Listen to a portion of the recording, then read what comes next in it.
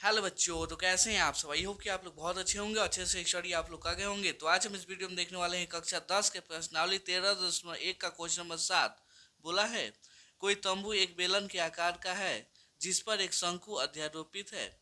यदि बेलन का भाग की ऊंचाई और व्यास क्रमशः 2.1 मीटर और 4 मीटर है तथा शंकु की तिर्यक ऊंचाई 2.8 मीटर है, तो इस तंबू के को बनाने में प्रयुक्त कैनवास का क्षेत्रफल ज्ञात कीजिए। साथ ही 500 रुपये प्रति मीटर स्क्वायर की दर से इसमें प्रयुक्त कैनवास की लागत ज्ञात कीजिए। ठीक है, ध्यान दीजिए कि तंबू के आधार का कैनवास से नहीं ढका गया, इसको हटाइए।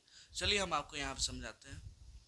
चलिए हम यहाँ पे क्वेश्चन ले लेते हैं। यहाँ पे देखिएगा तो कोई एक शंकु के आकार का है, मतलब भूसौल आप समझ सकते हैं। ठीक है, इसके क्या है जी, नीचे से पेंदी मतलब खुला हुआ है, ऊपर एक शंकु के आकार का कुछ रखा हुआ है।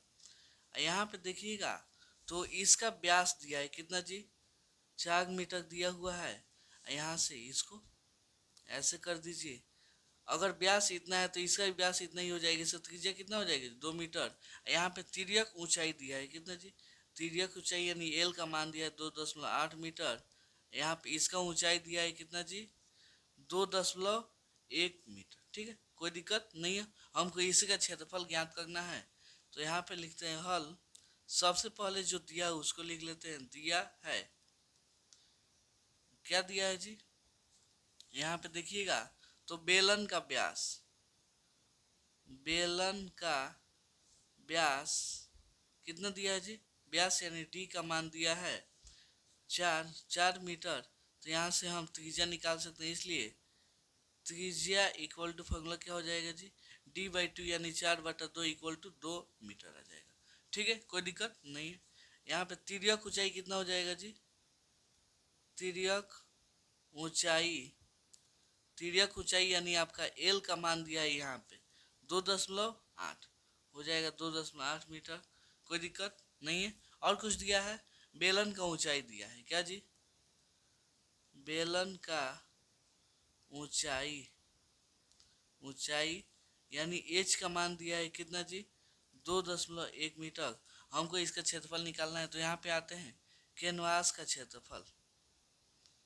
कैनवास का क्षेत्रफल कैसे निकलेगा जी, कैनवास के क्षेत्रफल कैसे निकलेगा। अगर हम बेलन का क्षेत्रफल, ये शंकु का क्षेत्रफल दोनों को जोड़ दे तो निकल आएगा।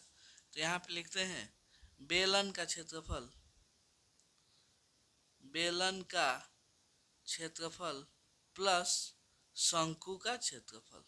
ठीक है, शंकु का क्षेत्रफल, बेलन का क्षेत्रफल फॉर्मूला क्या होता है जी, यहाँ पे हो जाएगा 2πr/h प्लस शंकु का होता है πr/l।